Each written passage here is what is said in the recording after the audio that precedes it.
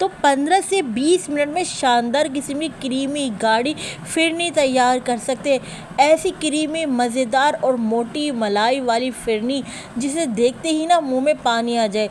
कोई भी सेलिब्रेशन हो या फिर ओकेशन हो, मीठा तो सबसे पहले ही बनाया जाता है। और यकीन करें, मेरे तरीके से ये मज़ेदार क्रीमी फिरनी बना लेंगे ना तो खाने वाले नमकीन छोड़कर ये मीठा खाना पसंद करेंगे, क्योंकि बनती ही इतनी टेस्टी। तो सबसे पहले बिस्मिल्लाहिर्रहमानिर्रहीम, अस्सलाम वालेकुम। मैं हूँ समरीन अकमल। मैं आपको अपने चैनल धेली के ज़ायक़े में वेलकम करती हूँ। उम्मीद करती हूँ आप सब लोग खैरियत से होंगे। तो आज आपसे शेयर करूँगी मैं बहुत ही मज़ेदार फिरनी बनाने की रेसिपी, जो कि बहुत आसान होने के साथ साथ बहुत ही टेस्टी है। तो इसे बनाना तो बनता है। रेसिपी को एंड तक देखें, अच्छी लगे लाइक कर दीजिए और साथ के साथ धेली के ज़ायक़े सब्सक्राइब भी कर लीजिए। बेल के बटन को ज़रूर प्रेस कीजिएगा, इससे मेरी हर नई आने वाली इसी तरह की यम्मी यम्मी रेसिपी आपको फौरी देखने को मिलेगी। रेसिपी को अपने फ्रेंड फैमिली में लाजमी शेयर भी किया करें।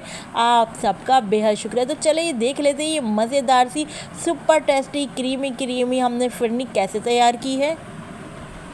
तो सुपर टेस्टी और सुपर इजी फिरनी बनाने के लिए सबसे पहले तो मैंने ले लिए चावल। तो यहाँ पर चावल में 1 से 1.5 कप चावल का इस्तेमाल कर रही हूँ। अच्छा, वैसे तो चावल आप कोई भी ले सकते ना, मगर इस तरह से टोटल चावल लेंगे ना तो फिरनी आपकी बड़ी क्रीमी बनकर तैयार होगी इंशाल्लाह ताला। और ओरिजिनल रेसिपी में भी वैसे टोटल चावलों का इस्तेमाल ही किया जाता है ना। अच्छा, चावल आपको टोटल चावल जो सस्ते भी पड़ते हैं और आसानी से गल भी जाते हैं। तो यहाँ पर मैंने 1 से 1.5 कप के बराबर चावल ले लिए। चावलों को 2 से 3 बार पानी से धो लें और उसके बाद 20 से 25 मिनट के लिए चावलों को भिगोने के लिए छोड़ दें। अच्छा, मैंने मेजरिंग कप का इस्तेमाल किया है। आपके पास घर में कोई भी मीडियम साइज़ का चाय का कप हो, आप उसको सेट कर लें, फिर सारी मेजरमेंट उसी से ही कर लीजिए। तो चावलों को मैंने क्या करा, यहाँ पर भिगोने के लिए छोड़ दिया है। और यहाँ पर जी आ जाते फिरनी बनाने की तरफ। तो यहाँ पर मैंने एक पतीली ली जिसमें हमने फिरनी तैयार करनी ना, वही पतीली ले ली। और 1 कप मैंने यहाँ पर शामिल कर दिया है ड्राई मिल्क पाउडर। जी हाँ, इससे फिरनी आपकी बड़ी ही क्रीमी बनकर तैयार होगी, बिल्कुल रबड़ीदार। तो देखिए यहाँ पर मैंने 1 कप जो है मेजरमेंट के हिसाब से ड्राई मिल्क पाउडर लिया। फिर मैंने 1 गिलास पानी यहाँ पर ऐड करके अच्छी तरह विक्स की मदद से मैंने मिक्स कर लिया, ताकि ड्राई मिल्क पाउडर का कोई लम्स ना रहे। अब इसके बाद हम शामिल करेंगे क्रीमी गाढ़ा डब्बे का दूध। जी हाँ, अगर आपके पास डब्बे का दूध इस्तेमाल नहीं कर रहे हैं, बाज़ार का दूध इस्तेमाल कर रहे हैं, खुला दूध इस्तेमाल कर रहे हैं, तब भी आपने ड्राई मिल्क पाउडर का तो लाजमी इस्तेमाल करना है।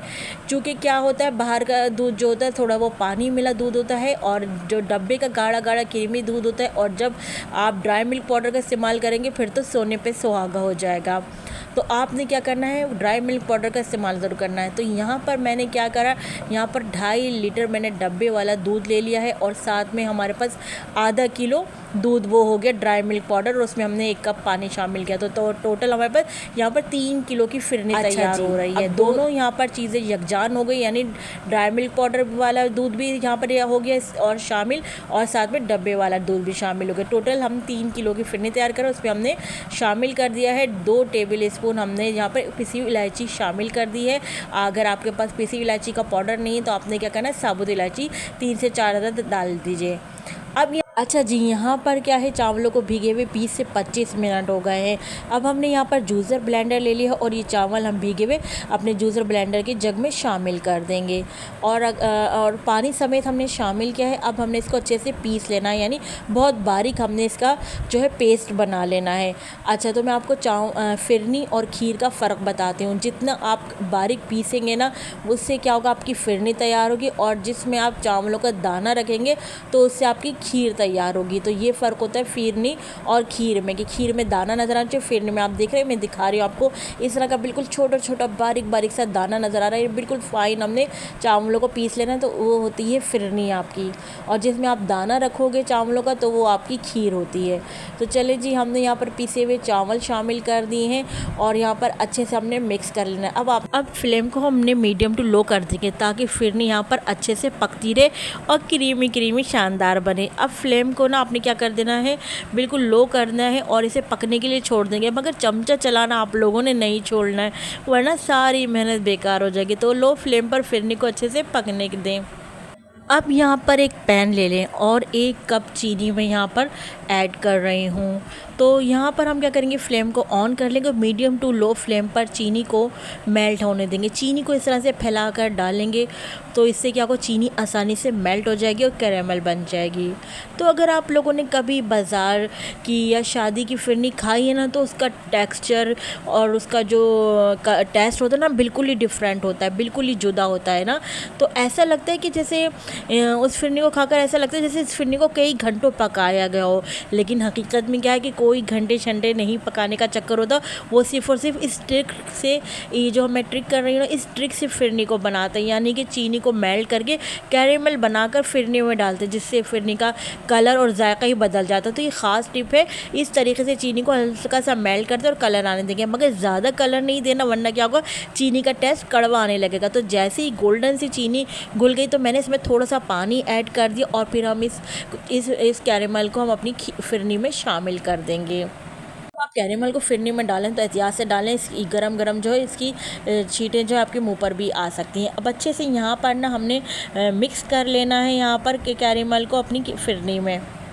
अभी देखिए, इसको आपको नज़र आ रही होगी ना, ये गुठली सी एक बन जाती है। तो इसको क्या होगा, जैसे जैसे ये मेल्ट होती रहेगी ना कैरेमल, तो वैसे वैसे हमारी फिरनी में कलर इसका आता रहेगा।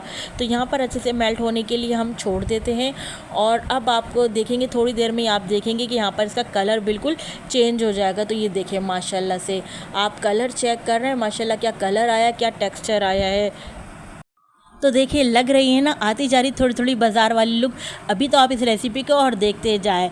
चले जी, यहाँ पर अच्छे से कैरेमल को हम देखें यहाँ पर मिक्स करते जा रहा है, यानी देखिए जैसे जैसे वो पकती गई उसने अपना कलर छोड़ती गई और मुसलसल बस अब देखिए यहाँ पर हम पकाना है और आप देख रहे हैं हम इसको चलाते जा रहे हैं बिल्कुल भी, ताकि नीचे ना लगे। अच्छा जी, यहाँ पर पहले मैंने कैरेमल वाली चीनी डाली ताकि वो डालने के बाद मुझे पता रहे कि मुझे यहाँ पर कितनी चीनी ऐड करनी है।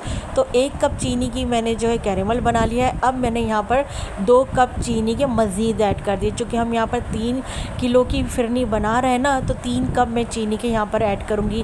1 कप का मैंने कैरेमल बना लिया, फिर 2 कप मैंने इसी तरह से इस टाइम चीनी के ऐड कर दिए। ज़रा उसकी वीडियो मिस हो गई थी, लेकिन इस टाइम मैंने 2 कप चीनी के ऐड कर दिए। अच्छा, चीनी आप अपने टेस्ट के अकॉर्डिंग यहाँ पर शामिल कर सकते हैं। तो चीनी को यहाँ पर मैं अच्छे से मिक्स कर लेती हूँ। अब यहाँ पर इस फिरनी को मज़ीद क्रीमी और टेस्टी बनाने के लिए ना मैं यहाँ पर एक फिरनी को ट्विस्ट दूँगी। अगर आपके पास वो चीज़ मौजूद है तो आप इस मेथड को कर लीजिएगा, अदरवाइज़ ज़रूरत नहीं है। उसके बगैर भी बहुत मज़े की, बहुत ही टेस्टी, बहुत ही क्रीमी गाढ़ी बनेगी। मेरे पास वो चीज़ रखी हुई है तो मैं ये डाल रही हूँ, अदरवाइज़ मैं भी नहीं डालती। तो देखिए यहाँ पर मेरे पास खोया है, तो जो कि मेरे पास ये आधा कप से थोड़ा ज़्यादा खोया है। अच्छा, यहाँ पर खोए में मैंने क्या करा, दूध जो हमारी फिरनी पक रही थी वो फिरनी थोड़ी सी मैंने इसमें शामिल करके खोए को इस गरम गरम फिरनी में ना मेल्ट कर रही हूँ। खोए को ना यहाँ पर मेल्ट कर रही हूँ गरम गरम फिरनी में ना। अगर मैं इसी तरह खोया डाल देती तो वो मेल्ट नहीं होता। तो देखिए इससे जल्दी जल्दी मेल्ट हो गया। जैसे ही मेल्ट हुआ तो मैंने सारा ये खोया इसमें फिरनी की पतीली में शामिल कर दिया है। ठीक है, इस स्टेप को करने की आपके पास अगर खोया मौजूद है तो कर लीजिएगा, वरना अदरवाइज़ ज़रूरत नहीं है। अब देखें जैसे ही मैंने यहाँ पर खोया शामिल करा, आप इसकी लुक चेक करें माशाल्लाह से। अब आप इसका कलर चेक करें, क्या ज़बरदस्त बिल्कुल बाज़ार वाला आई है। अब देखिए आपको कैसे पता चलेगा कि आपकी फिरनी तैयार हो गई। तो देखिए बड़े बड़े से जब बबल आने लग जाए ना, तो समझ जाए आपकी फिरनी तैयार हो गई और साथ के साथ गाढ़ी भी होने लग जाए। तो यहाँ पर मैंने जो है 2 टेबल स्पून जो है यहाँ पर मैंने केवड़ा शामिल कर दिया है। अगर आपके पास एसेंस है या केवड़ा है तो शामिल कर दीजिएगा, खुशबू के लिए बड़ा ज़बरदस्त अच्छा जो है खुशबू आती है। अच्छा, अब मैं आपको यहाँ पर इसकी लुक चेक, इसकी कंसिस्टेंसी चेक कराऊँगी। देखिए इतनी थिक होनी चाहिए आपकी फिरनी। और फ्लेम को हम ऑफ़ कर देंगे क्योंकि आपको पता है ठंडी होने पर ये मज़ीद गाढ़ी हो जाती है। और आप देखेंगे जैसे ही रूम टेम्परेचर पर आएगी ना, तो आप इसकी माशाल्लाह से मोटी मलाई चेक करिएगा। तो अब हमने देखिए डिश आउट कर लिया है और अब आप इसको ऊपर से पिस्ते बादाम जिस चीज़ से भी चाहे गार्निश कर सकते हैं। तो मैं यहाँ पर पिस्ते बादाम से गार्निश कर रही हूँ अपनी इस super tasty, super yummy, creamy गाढ़ी गाढ़ी फिरनी को। बहुत मज़े के लगते हैं पिस्ते बादाम इसमें। अच्छा, जब आप इससे बादाम से गार्निश कर लो, जब ये रूम टेम्परेचर पर आ जाए ना, तो फिर आपने 4 से 5 घंटे के लिए ना फ्रिज में रख देंगे। अगर आप लोगों ने ये फिरनी दावत के लिए बनानी है तो 4 से 5 घंटे में ना ये अच्छे से सेट हो जाएगी। और ठंडी ठार फिरनी जो भी खाएगा ना, यानी जो भी आपके मेहमान खाएंगे, आपकी फैमिली खाएगी, तो यकीन करें प्लेटें ही चट कर जाएंगे। तो देखें लग रही है ना टेस्टी माशाल्लाह से, देखें कितनी परफेक्ट बनकर तैयार हुई है। अब रेसिपी बनाना आपका काम है और वो भी मेरे मेथड से। तो रेसिपी बनाएं, घर वालों से दाद वसूल करनी है ना तो आज इस रेसिपी को बना ले। यकीन करें, मैं कहती हूँ खाकर मज़ा ही आ जाएगा। ये इतनी टेस्टी, इतनी सुपर बनी थी ना कि मेरे मेहमान जो थे ना बस इसकी तारीफ़ ही करे जा रहे थे।